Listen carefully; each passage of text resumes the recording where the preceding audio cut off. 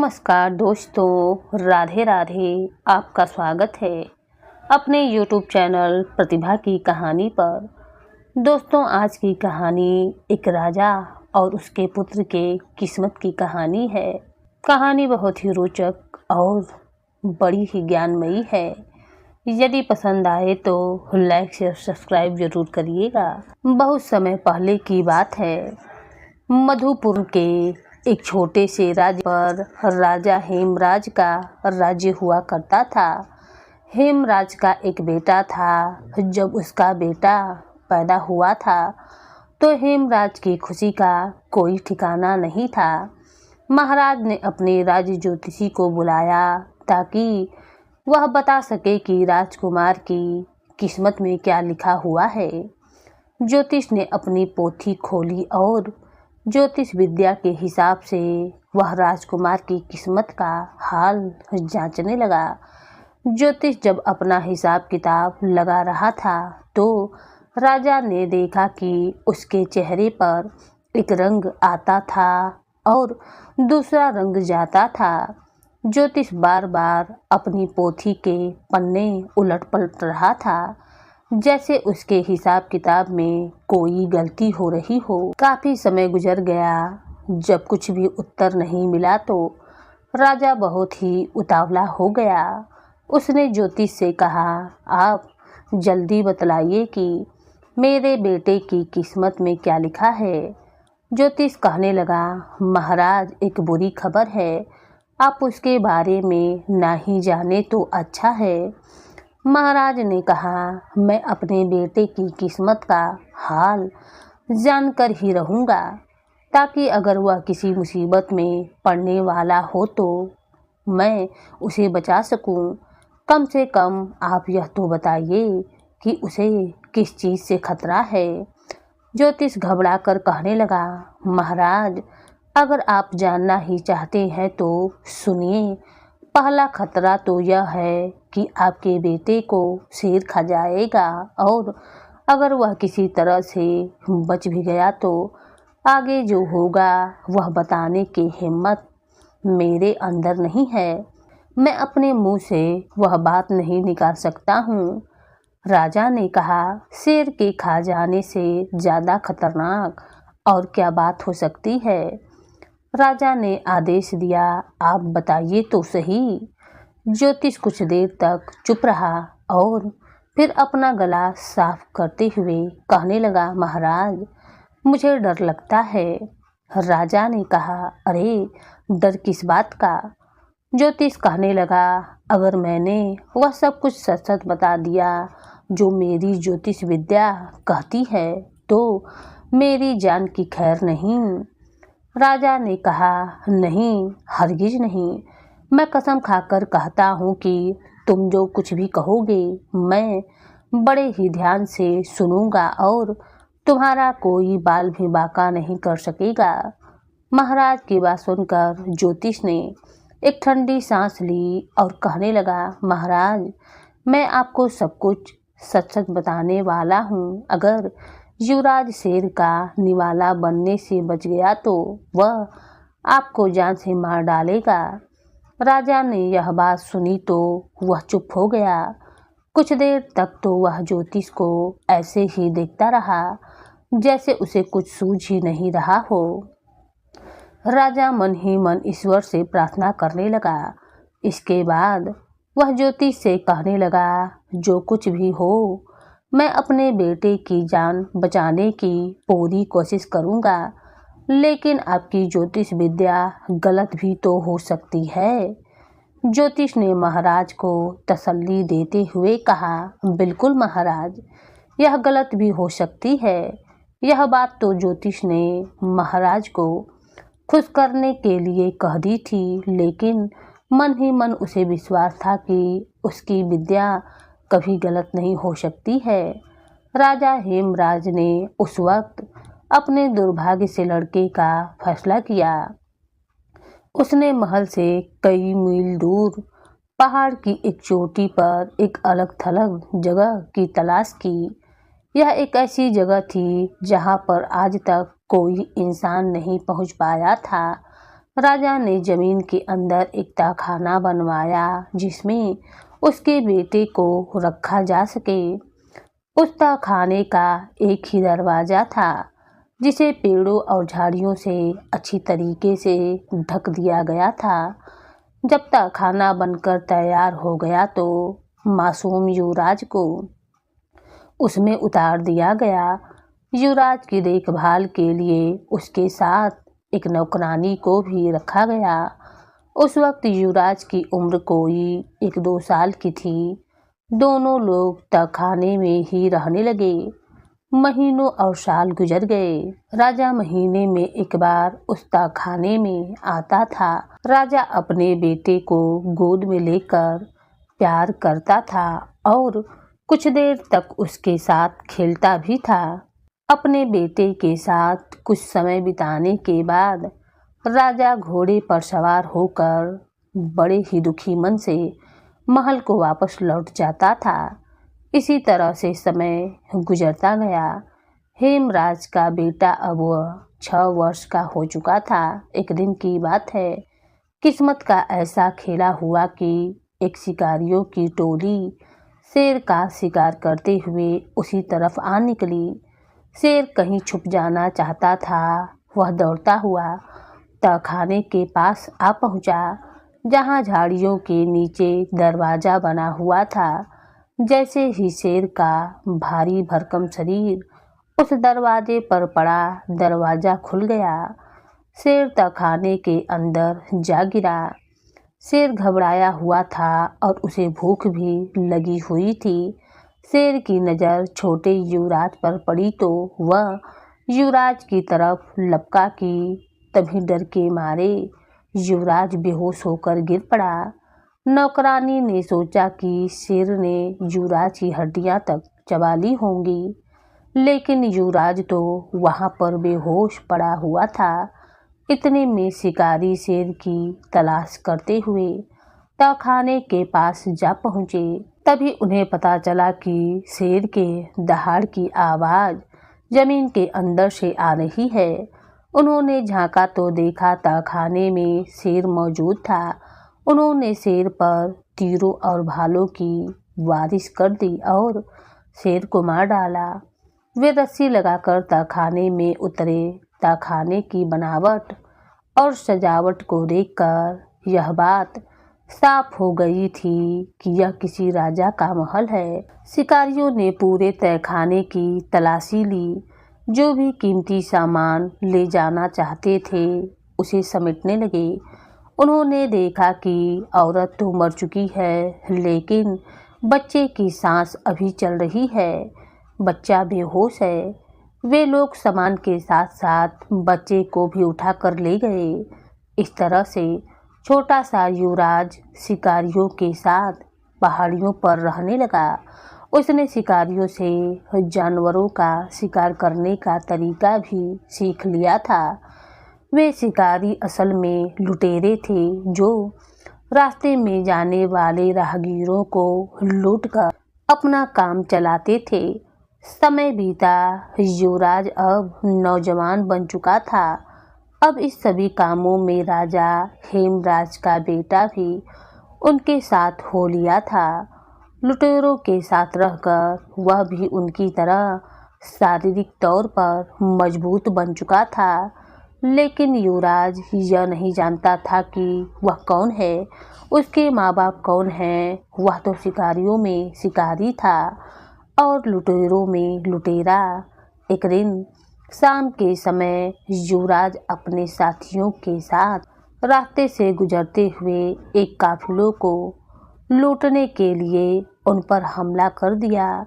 उस काफिले के लोगों ने लुटेरों का डटकर मुकाबला किया। दोनों तरफ से बहुत ही भयंकर लड़ाइयाँ हुईं। युवराज जख्मी होकर बेहोश हो गया। अगली सुबह जब उसे होश आया तो उसने देखा कि काफिले का कहीं कोई नामो निशान नहीं था।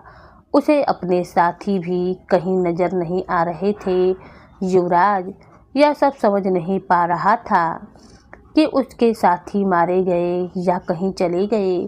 युवराज ने इधर उधर दूर तक नज़र दौड़ाई, लेकिन उसे कोई भी नज़र नहीं आया। आखिरकार हिम्मत जुटाकर वह उस रास्ते पर चलने लगा जिधर से एक दिन पहले वह अपने साथियों के साथ आया हुआ था। उसका ख्याल था कि शायद इसी तरह से उसे उसके साथी मिल जाएंगे। रास्ते में उसे एक आदमी मिल गया जो किसी खजाने की खोज कर रहा था। वह आदमी छुपे हुए खजाने की तलाश में घूम रहा था। उस आदमी ने हेमराज के बेटे को रोककर पूछा, तुम कहाँ से आए हो? युवराज ने कहा, जमीन के अंदर से। और फिर युवराज ने अपनी सारी कहानी उस आदमी को सुना डाली। वह आदमी कहने लगा, फिर तो तुम बहुत ही काम के आदमी हो। उसने खुश होकर कहा, नौजवान, तुम मेरे साथ चलो, अब दोनों मिलकर खजाने की खोज करेंगे। युवराज और वह चतुर आदमी एक गुफा में रहने लगे। वे लोग कई दिन तक उस गुफा में रहे। खाने पीने का इंतजाम वह चतुर आदमी करता था। कुछ ही दिनों में युवराज की सेहत बिल्कुल ठीक हो गई। अब वह पहले जैसा ताकतवर बन चुका था। एक दिन वह दोनों खजाने की खोज करने के लिए पहाड़ों की तरफ चल पड़े। चतुर आदमी को उस जगह के सारे रास्ते मालूम थे। आखिरकार वह एक पहाड़ की चोटी पर पहुंच गए और वहां पर चतुर आदमी ने अपनी जेब से एक नक्शा निकाला और वह आसपास नज़र दौड़ाने लगा। उसने हर तरफ घूमकर देखा। उसे तसल्ली हो गई कि वह सही जगह पर पहुंच गया है। दोनों ने मिलकर जमीन को खोदना शुरू कर दिया। अचानक जमीन के अंदर से एक बड़ा सा पत्थर निकला। दोनों ने खूब जोर लगाकर उस पत्थर को एक तरफ सरका दिया। नीचे एक कुआं दिखाई देने लगा। चतुर आदमी ने एक बहुत ही मजबूत रस्सी युवराज की कमर पर बांधी और कहा, तुम नीचे कुएं में उतर जाओ। नीचे अगर तुम्हें कुछ खजाना दिखाई दे तो मुझे बताना, मैं टोकरी लटका दूंगा। मेरा ख्याल है कि कुएं में इतना सोना है कि हमने अगर 10 टोकरियां भी खींच लीं तो सारी उम्र किसी चीज़ की ज़रूरत ना पड़ेगी। चतुर आदमी के कहे के अनुसार युवराज नीचे कुएं में उतर गया। उसे डर भी लग रहा था। कुआं अंदर सूखा हुआ था, उसमें पानी नहीं था। साथ ही साथ वहाँ बहुत ही अंधेरा भी था। लेकिन ध्यान से देखने पर युवराज को कुएं में पड़े हुए सोने के सिक्के दिखाई देने लगे। उसने चतुर आदमी को आवाज़ लगाई और कहा, कुएं में सोना है। उसी वक्त चतुर आदमी ने एक बाल्टी रस्सी की मदद से युवराज के पास पहुंचा दी। युवराज ने उस बाल्टी को सोने से भर दिया। चतुर आदमी ने वह बाल्टी ऊपर खींच ली। एक एक करके दूसरी, तीसरी, चौथी और पांचवी बाल्टी सोने से भरकर निकाली गई। अब युवराज कुएं में काफ़ी देर तक इंतजार करता रहा।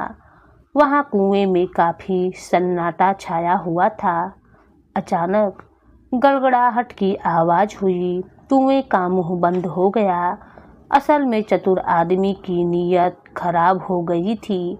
वह नहीं चाहता था कि युवराज उसके साथ खजाने में हिस्सेदार बने। जो सोना चतुर आदमी के हाथ लगा था उसने वह इकट्ठा किया और पत्थर रखकर कुएं का मुंह बंद कर दिया और खुशी खुशी अपने घर वापस चल दिया। चतुर आदमी के इस तरह से धोखा देने पर पहले तो युवराज को बहुत ही दुख हुआ, लेकिन फिर वह मन ही मन अपने आप को तसल्ली देने लगा।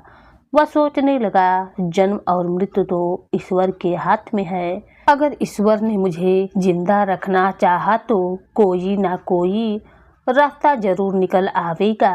यही सोचकर उसका विश्वास अब कुछ बढ़ गया था। कुछ क्षण के लिए बैठकर वह ईश्वर से प्रार्थना करने लगा कि तभी उसे कुछ आवाज़ सुनाई दी। ऐसा मालूम होता था कि कहीं से कोई पानी बह रहा हो। अंधेरे कुएं में वह आवाज़ के पीछे चल दिया कि तभी कुएं में एक दरवाज़ा नजर आया। दरवाजे के अंदर जाने पर उसके सामने एक बहुत बड़ी सुरंग घाटी थी। घाटी में पहुंचा तो एक नदी बह रही थी, जिसके किनारे किनारे वह चलने लगा। अब युवराज नदी के किनारे किनारे ही अपना रास्ता बना रहा था, क्योंकि उसका अनुमान था कि अगर कोई गांव या बस्ती मिलेगी तो इसी नदी के किनारे पर मिलेगी। काफी देर तक वह किनारे किनारे चलता रहा। अब उसे भूख लग रही थी। वह बिना रुके नदी के किनारे चलता रहा, क्योंकि उसे पक्का विश्वास था कि यह किसी न किसी गांव या नगर से होकर गुजरती होगी। युवराज को बहुत ज्यादा दूर नहीं चलना पड़ा, क्योंकि कुछ दूर जाने पर ही उसे कुछ लोग दिखाई दिए। उन लोगों को युवराज कुछ अजीब सा लगा तो लोग युवराज को देखकर बिल्कुल भी खुश नहीं हुए। लेकिन जब युवराज ने उन्हें बताया कि वह किस तरह से मौत के मुंह से बचकर आया हुआ है और दुनिया में उसका कोई नहीं है, तो उन लोगों को युवराज पर दया आ गई। उन्होंने युवराज को खाने पीने के लिए दिया और साथ ही साथ अपने साथ रहने की अनुमति भी दे दी। जैसे जैसे समय बीता वे लोग युवराज के दोस्त बन गए। अब युवराज को भी पता चला कि शुरू में इन लोगों ने उसे क्यों नहीं पसंद किया था। असल बात यह थी कि यह लोग डाकू लुटेरे थे। आने जाने वालों को लूटकर अपना परिवार पालते थे। यह लोग नगर के बाहर घात लगाकर बैठे रहते थे। जो भी कोई उधर से गुजरता उसे यह लूट लेते। यह नगर राजा हेमराज के राज्य में ही आता था। यानी युवराज अब अपने पिता के साम्राज्य में पहुंच चुका था। युवराज अब उन लोगों के साथ बहुत ही घुल मिल चुका था। वह सोचने लगा कि अगर मेरी किस्मत में यही लिखा है तो मैं इन्हीं के साथ रहूँगा। अब युवराज भी उनके साथ चोरी और डकैती के कामों में शामिल हो गया। इसी तरह से कई दिन व्यतीत हो गए। इधर नगर के लोग जो इस लूटपाट से परेशान हो चुके थे, वह राजा हेमराज के पास पहुँचे और महाराज से प्रार्थना करने लगे। महाराज, हमें इन लुटेरों और डकैतों की लूटपाट से बचाइए। महाराज, शायद ही ऐसा कोई काफिला होगा जो बिना लूटे इस नगर में आ सके। यहाँ तक कि व्यापारियों ने भी अपना व्यापार करना छोड़ दिया है। बाजार खाली पड़ा है। खाने पीने की चीज़ों की कीमतें भी बढ़ गई हैं, जिसके कारण गरीब लोगों की हालत भी और खराब हो गई है। राजा हेमराज को अब यह बात कुछ मालूम हुआ तो राजा ने इन लुटेरों से निपटने का फैसला किया। उसने अपनी सेना को इकट्ठा किया और डकैतों से मुकाबला करने के लिए चल दिया। कुछ मीटर का रास्ता तय करने के बाद हेमराज की सेना डाकुओं के पास जा पहुंची और डाकुओं पर हमला कर दिया। दोनों ही तरफ के लोगों में बड़ा ही घमासान युद्ध हुआ।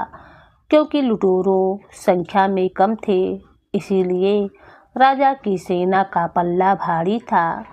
शाम होते होते लुटेरों के बहुत से साथी मारे गए या उन्हें कैद कर लिया गया। इस युद्ध में युवराज भी बहुत ही बहादुरी से लड़ रहा था।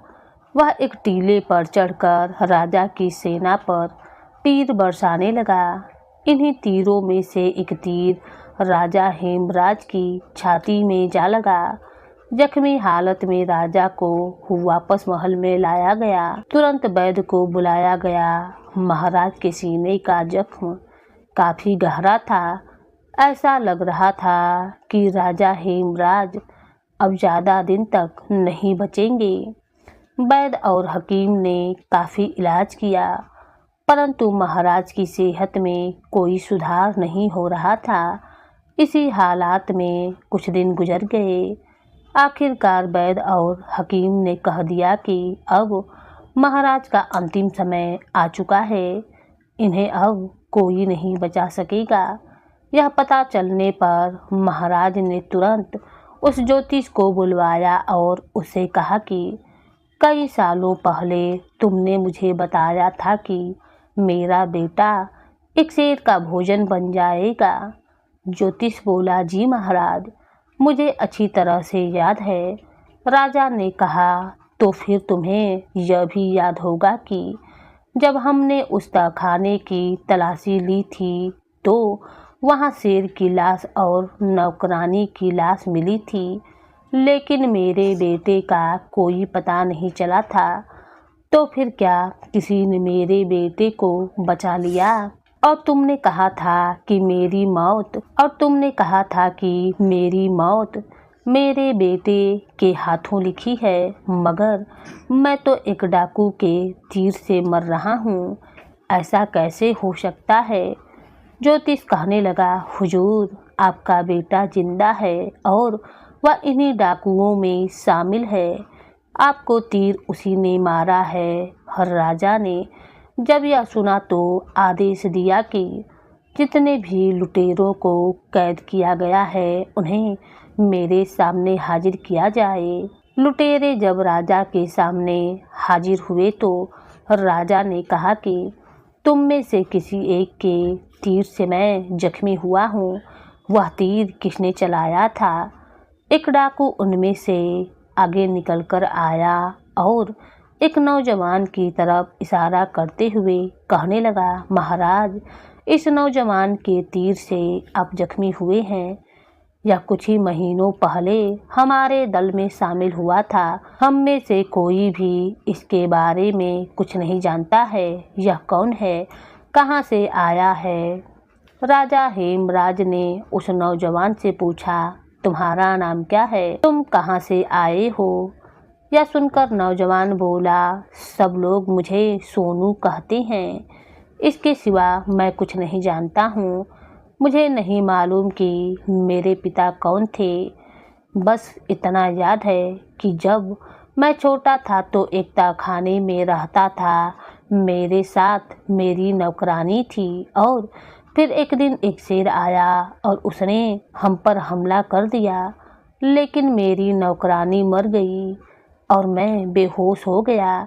शिकारी मुझे वहाँ से उठाकर ले गए।